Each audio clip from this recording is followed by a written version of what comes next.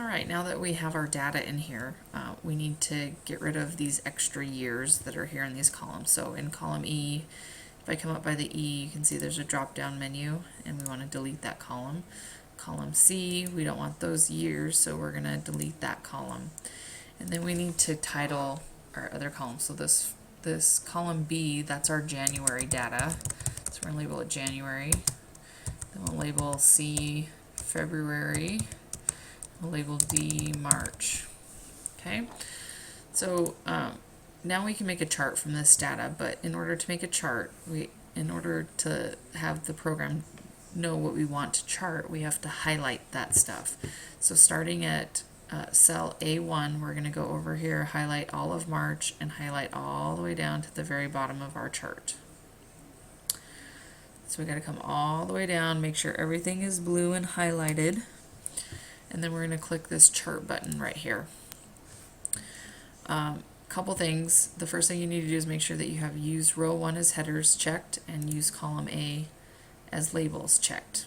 And then right here should be an option for a line chart. If it's not, click on charts to find this one that's a line chart that looks like this. When we click on that, you can see we have all 3 months and the data for our 117 years. Okay, now we need to customize our chart a little bit. First of all, we got to give our chart a title. So we're going to call it, since we're talking about precipitation, we're going to call it average precipitation, and you can call it in western Montana.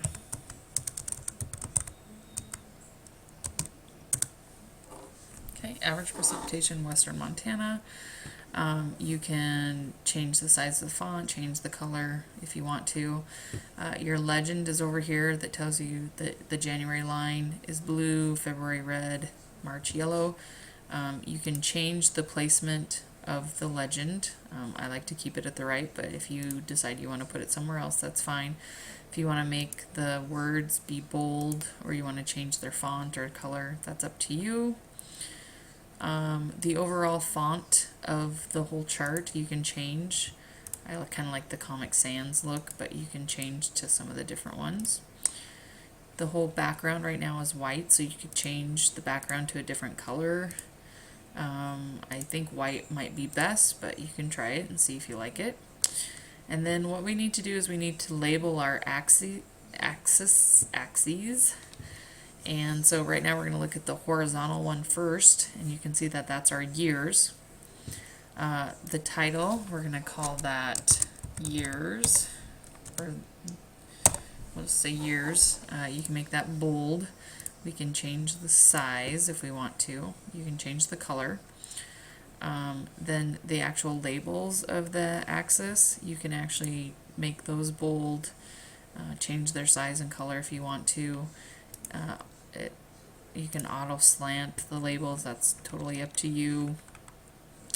Now we also need to do the vertical axes, so if you click where it says horizontal, we're going to do the left vertical. We need to label those, and you can see those are the measurements of the precipitation. So we're going to say amount, and then in parentheses we're going to put in inches. And we're going to make that bold.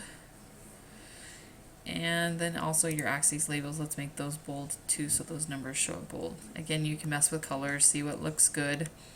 The grid lines are the stuff that's in the back. I actually want to do, I think it would be good to do 10 of them. It kind of breaks up our scale a little bit more and shows our graphs just a little bit better. And keep the number format the same, and then that's, you can change the color of the lines and the thickness of the lines themselves. You know, if you go too thick, they're not going to show up very well. You can add points onto the actual measurement if you wanted to. I don't know if that looks good or not. And so once you're all done with that, then you're going to click Insert.